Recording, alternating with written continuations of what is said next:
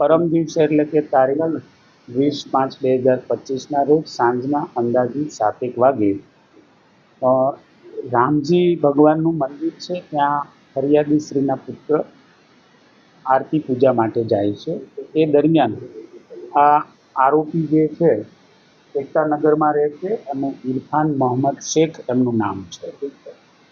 તો આ આરતીના સમયે પોતે મંદિરમાં ઘૂસી અને જે આરતી કરે છે તેને એવા શબ્દો વાપરે છે કે આ રોજે રોજની શું ધતિંગ કરીને બેઠા છો એમ કહી મંદિરમાં પ્રવેશ કરી ભગવાન રામજીનો ફોટો, પૂજાપો, લાઉડસ્પીકર અને બીજું એક સ્ટેન્ડ અંદરથી ઉચકાવી અને બહાર ફેંકી અને અંદાજિત 10,000 રૂપિયાનું નુકસાન કરે છે. સાથે સાથે ફરિયાદીને સાથે ઝપાઝપી કરે છે.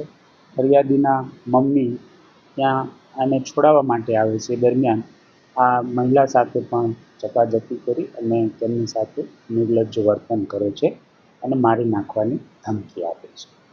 આ બાબતનો ફરિયાદીના પિતાશ્રીએ કંટ્રોલમાં ફોન કરેલો 100 નંબર ઉપર અને કંટ્રોલની વર્દી બાપુને મળતા બાપુત પોલીસ ઝડપથી ત્યાં પહોંચી જઈ અને આ આરોપી નાસી ભાગી જાય તે પહેલાં એમને હસ્તગત કરી અને બાજુમાં જ એક એકતાનગર ચોકી છે, આ એકતાનગર ચોકી તરફ લઈ જાય છે.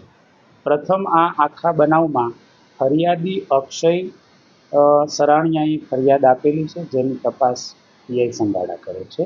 આરોપીની અટક થઈ છે. નામદાર કોર્ટે એમને પ્રિઝન વોરંટ આપી અને જેલ કસ્ટડીમાં મોકલી આપ્યો છે.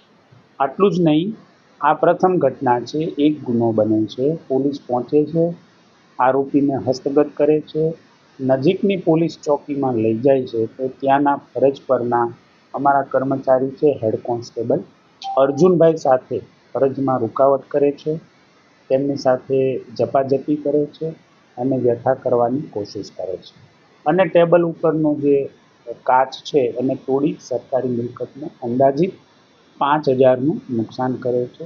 તે બાબતે ફરજ રૂકાવટ અને રાજ્યસેવક સાથે મારામારી કરવા સબબનો એક બીજો અલગથી ગુનો દાખલ કરવામાં આવ્યો.